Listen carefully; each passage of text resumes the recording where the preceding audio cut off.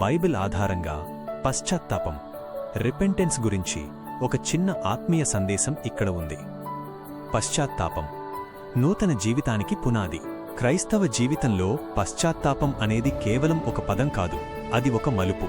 Bible ప్రకారం పశ్చాత్తాపం అంటే చేసిన పాపానికి కేవలం బాధపడటం మాత్రమే కాదు, ఆ పాపాన్ని విడిచిపెట్టి దేవుని వైపుకు తిరగడం. ఒకటి, పశ్చాత్తాపం అంటే ఏమిటి?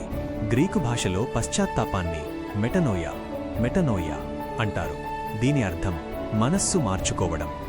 మనం వెళ్తున్న తప్పుడు మార్గాన్ని వదిలి 180 డిగ్రీలు వెనక్కి తిరిగి దేవుడు చూపిన మార్గంలో నడవడమే నిజమైన పశ్చాత్తాపం. 2, వాక్య ఆధారాలు. మారు మనస్సు అవసరం. కాలము సంపూర్ణమయ్యున్నది, దేవుని రాజ్యము సమీపించియున్నది. మారుమనస్సు పొంది సువార్త నమ్ముడి. దేవుని క్షమాపణ. తమ అతిక్రమములను దాచిపెట్టువాడు వర్ధిల్లడు, వాటిని ఒప్పుకొని విడిచిపెట్టువాడు కనికరింపబడును. సామెతలు 28-13. పరలోకంలో సంతోషం. మారుమనస్సు పొందు ఒక్క పాపి విషయమై పరలోకమందు సంతోషము కలుగును.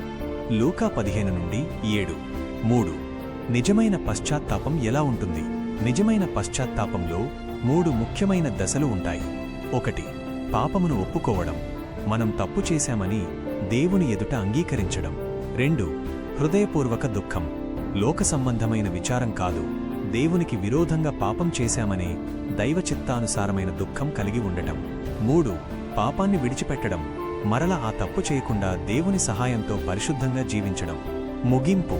పశ్చాత్తాపం అనేది దేవుడు మనకిచ్చిన గొప్ప అవకాశం. తండ్రి తన కుమారుని కోసం ఎదురుచూసినట్లు, తప్పిపోయిన కుమారుని ఉపమానం.